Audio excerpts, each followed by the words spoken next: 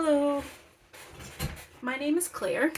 I am the quiller at Crafty Blackbird, and today I'm going to show you the very basics of quilling.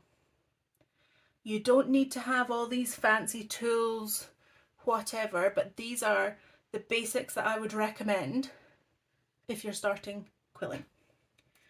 So to start with, there is this slotted tool. Now, let's see if I can get closer to show you. It is just a metal tip and there's like a little slit in the top there. And that is where you slot your paper into. So, one, slotted tool. Two, I find these incredibly helpful. This is like a sizing ruler. It's got all these different sizes, working all the way up to a 4 centimetre circle. For a 4 centimetre circle, I'd suggest joining 3 or 4 strips of paper together to get that circle. One strip of 17.5 inch paper is just not going to fill up that circle.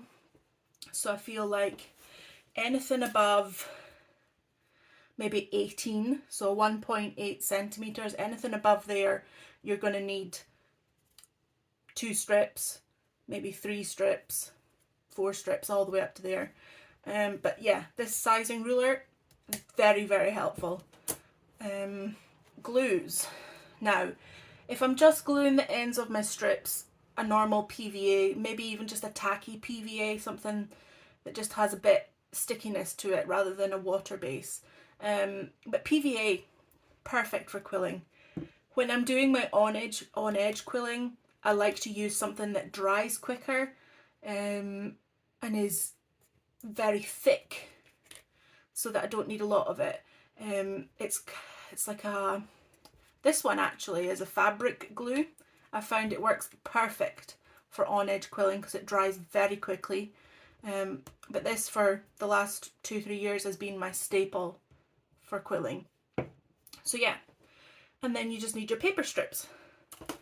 I personally stick to the same supplier because the quality of paper strips that you can find on Amazon or eBay, they just don't live up to this company that I use, which is Katie Sue Designs. I will tag them in the comments. No, I'll put them in the description box, a link to their website, because I do feel that the quality of their strips is the best that I have tried personally. The thinner quality ones that you will find on eBay and Amazon, even AliExpress, those ones, they just don't look as nice when you've made up your shapes. Just a thicker quality, heavier paper, it makes all the difference, really, honestly. So, strips of paper. I work in 5mm strips. I do have a few 3mm strips, but I just find them very fiddly. And I do 10mm as well for some projects, specifically maybe the centres of flowers when I'm doing like fringed flower centres. Those work perfectly, 10mm. But 5mm strips of paper are what I find that I can work best with. These ones are 17.5 inches long. So the very basic shape to make in quilling is a tight coil. So you slit your piece of paper into that slot on the top of the tool, and what I like to do is roll it away from me. I know a lot of people like to roll it towards, but I roll it away, keeping it quite tight and uniform, and I just keep it between my fingers and twist this tool round and round and round until it's all complete. And there is a tight coil. Now you can glue that with a tiny, tiny dab of glue. You don't need much at all, because if you have a lot of glue, it can spill out the sides when you press it down, and it can make it very messy. So less glue is best. Now, if I just give that a wee push down because the centre popped. That there is a tight coil. That's your first basic shape in quilling. Now another one you can do, they all kind of start off the same, specifically if you're using a quilling sizing board like this, is you always start off with a tight coil. So again, slot your piece of paper, twist it between your fingers, rotating the tool all the way around. But this time, instead of gluing the edge down here, what we're going to do is we're going to pop it in the sizing board.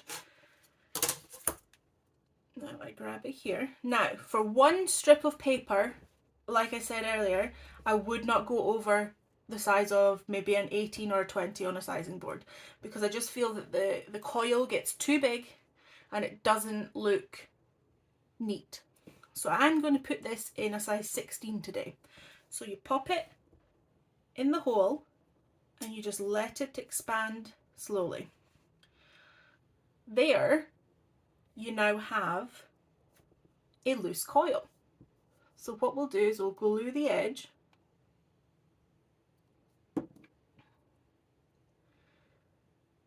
and these are also a very effective way to fill in spaces, but it's also the start of making other shapes.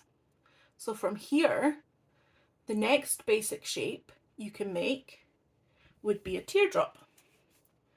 So we'll make that again. Grab your strip of paper, put it in the slotted tool, roll it away slowly, keeping it tight, and twist.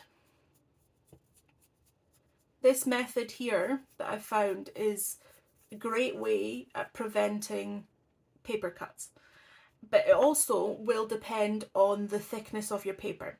So if you use a low quality paper, you're more likely to get paper cuts on your fingers when you're twisting.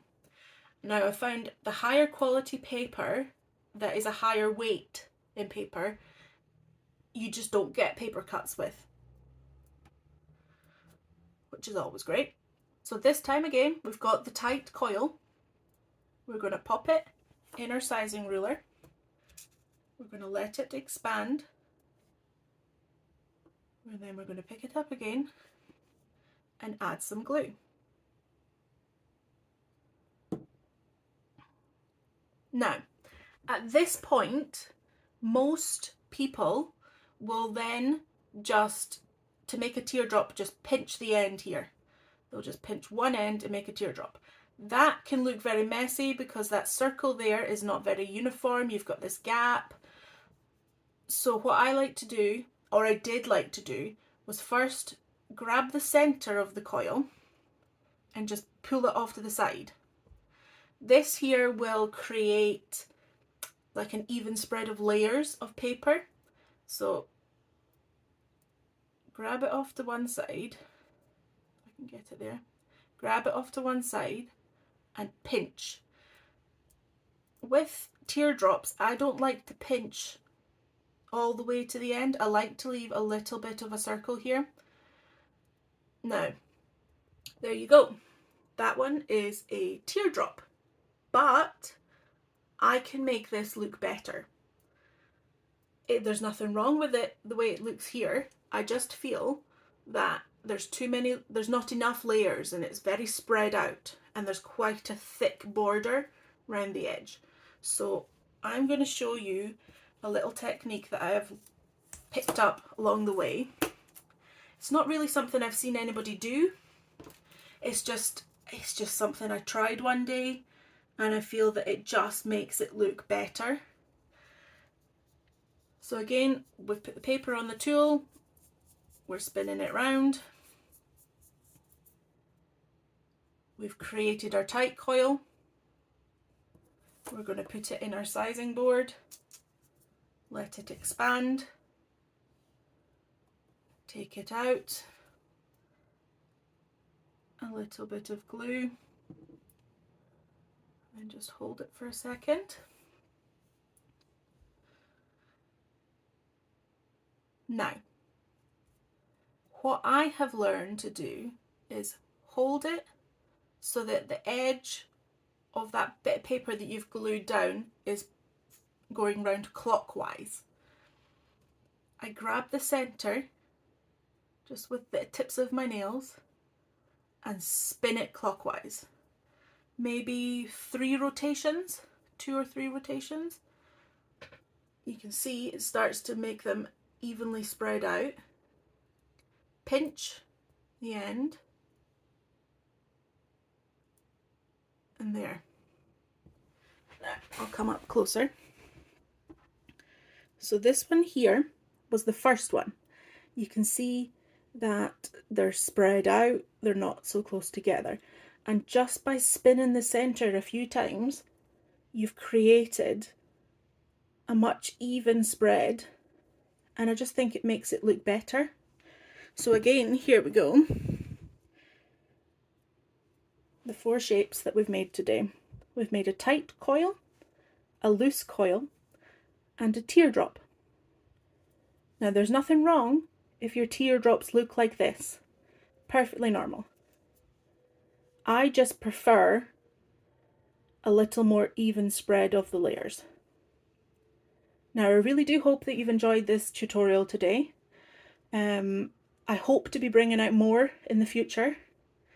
But in the meantime, please follow me on Facebook, where you will find everything that I have to offer.